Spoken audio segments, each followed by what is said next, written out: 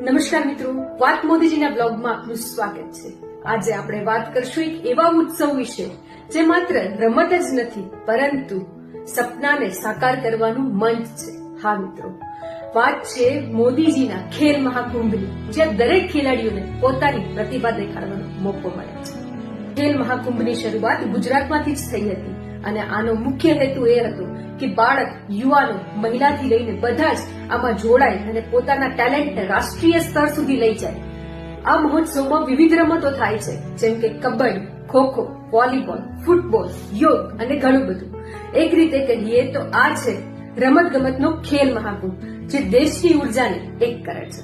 મોદીજીનો ખેલ મહાકુંભ એ માત્ર એક રમત નથી, પરંતુ આ છે નવા ભારતનું સપનું, જેમાં દરેક યુવાન ફિટ, એક્ટિવ અને આત્મવિશ્વાસથી ભરેલો હોય છે।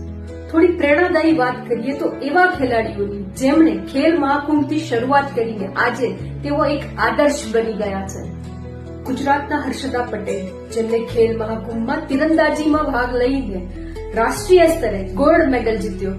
મંજુબેન પટેલે ખોખોમાં જિલ્લા સ્તરેથી શરૂઆત કરી અને ખેલ મહાકુંભમાં જીત મેળવી અને આજે રાજ્ય ટીમમાં સ્થાન પ્રાપ્ત કર્યું છે।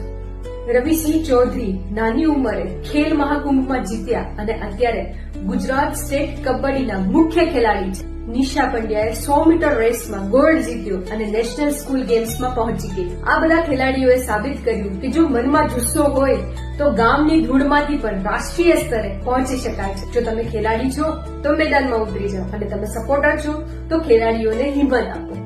સૌ એક સાથે મળીને કહીએ, ખેલશે ભારત, જીતશે ભારત। મોદીજી દ્વારા આ બધું મુમકિન છે। આ વિડીયો ગમ્યો હોય તો ફોલો, શેર અને કમેન્ટ કરજો। જય હિન્દ।